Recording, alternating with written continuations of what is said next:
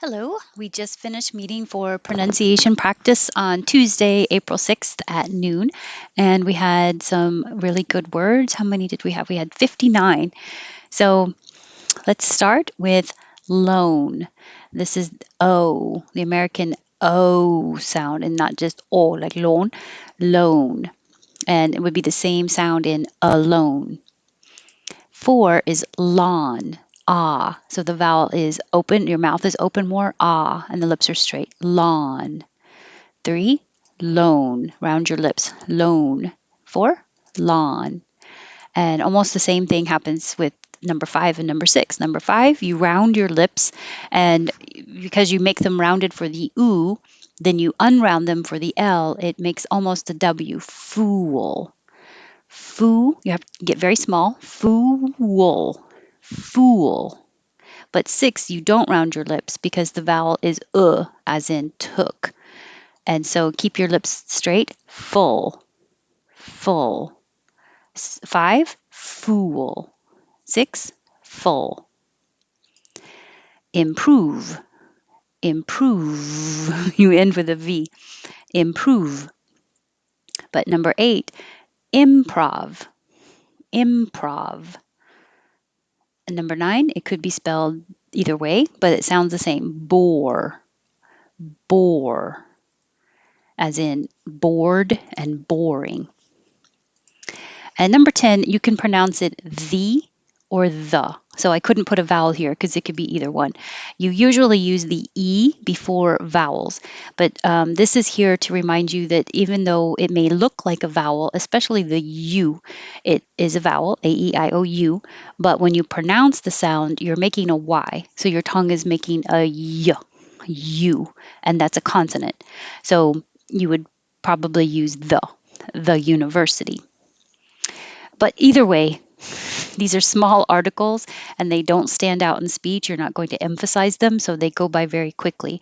So you can use either one. Nobody's going to notice. Nobody's going to notice or point it out that you used the wrong one. 11, awkward. Awkward. 12, faux. Forget about the X. It's from French, so no sound, just O, faux, as in faux pas. 13, gerund. Gerund. And the definition of a gerund is a noun, a verb used as a noun. And in my mind, I always remember swimming is fun. In this case, swimming is a noun, the subject of the sentence. And Anna remembers my hobby is reading. So you're using reading as a noun. 14 is also from French, so the CH sounds like SH, sh, and the vowel is E, she. And it does have a K sound at the end, but we just put the tongue in the K position and don't release it unless the next word begins with a vowel. Chic. I released the K. Chic. Chic. 15 has the same eek at the end, but the beginning is cha. Chi. Cheek. Cheek. Cheek. 16, the vowel changes to I. So 15, the vowel is very high, cheek, and 16, chick. Cheek, chick, cheek, chick. And then that brought up another one that's similar, number 43, check. So now the tongue is more in the middle. So cheek, chick, check. And this is like check you right or a check mark. So back up to eschew. This one you can pronounce 3 different ways. You have eschew with a sh or echew. Sounds like a sneeze. Echew. Or askew. So I put these in order of how they looked in the dictionary, which means the first one is the most common. So eschew would be most common. And that's different than 18, which is issue. And that's like tissue. 19, quinoa. Quinoa. 20, rely. Rely. And swollen. I didn't quite know how to represent woe, but swow. So your lips get very small, swow, and stay small until you make the L. Swollen. swollen. 22, sound. The vowel is ow. So you have to start with a and move to oo. Ow. Ow. It's the same sound in loud. And now this OU combination sounds nothing like it. Country. The vowel is like up. Country. 24, you have options. The first one is the most common, gala. Second one, gala. And the third one, gala. Gala, gala, gala. Colleague. So colleague. And I just kind of hold my tongue in the G position when I'm done, colleague. But if it was plural, you would hear the gz, colleagues, colleagues, gz, gz. It's like coworker, but more that you are doing the same kind of job. Even if you aren't in the same company, you could call that your colleague. Coworker is definitely in the same building. 27, lure. You're making your lips small for the oo and then not small for the lure. So it makes a kind of a W, lure. 28, rule, rule. I have to look this up every time because I see it and I want to say acai, but I looked it up. Acai, acai. 31, loose, which means not tight, loose. It's an oo and an s, loose.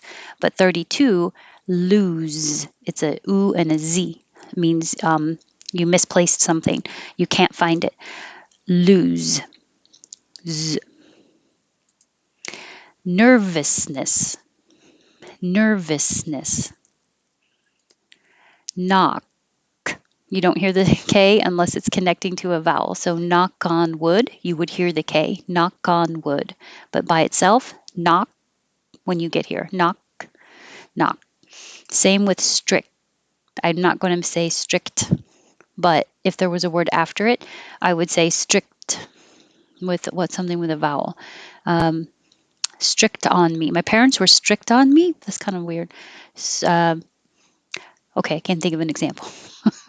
But just by itself, if I said my parents were strict, you wouldn't hear the T or the K. Strict. You put your tongue there, hold it. Biological. Biological. This one is so much easier than the last one, and the last one has so fewer letters. Strict. Biological. Deny. Deny. Relentless. Don't say the T. Relentless. Thrill. This one can be difficult if you usually let your tongue touch the top for a R kind of R, but don't let it touch.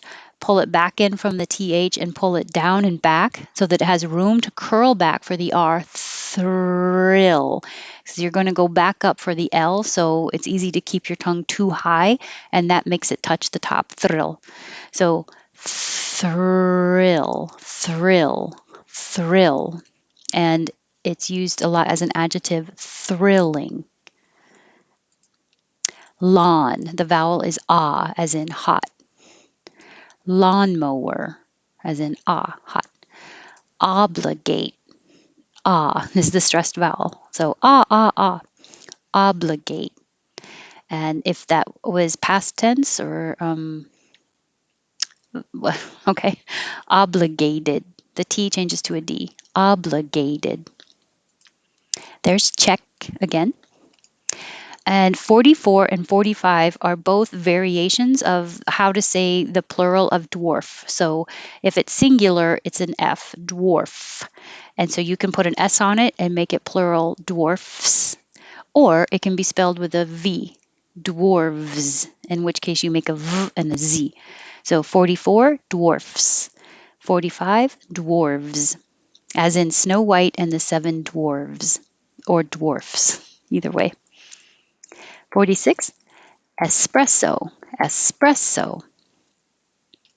47 has a k in it, express, because you're stopping the airflow, express.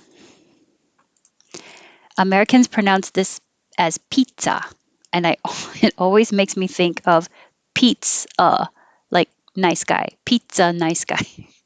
So we don't say pizza, we say pizza. Pizza. IKEA.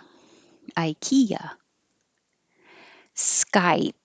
You wouldn't hear the P. Skype.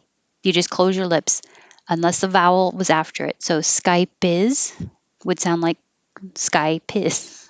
Piz. Skype is. And this 51 and 52, I'm glad these were here because I should have looked them up a long time ago, but I always forget, and I forget if I'm doing it correctly or not. But there are so many options. So this can be 51 can be nauseous or nauseous, and 52 can be nausea or nausea. And the reason I put them in that order, which looks like opposite order, is because that's the order the dictionary had them in, and the first one is always the most common. So it's more common to say nauseous, and it's more common to say nausea. But you can do either one of those and be fine. 53, flamingo, flamingo. And for 54, flamenco, flamenco. And 55, you have options as well.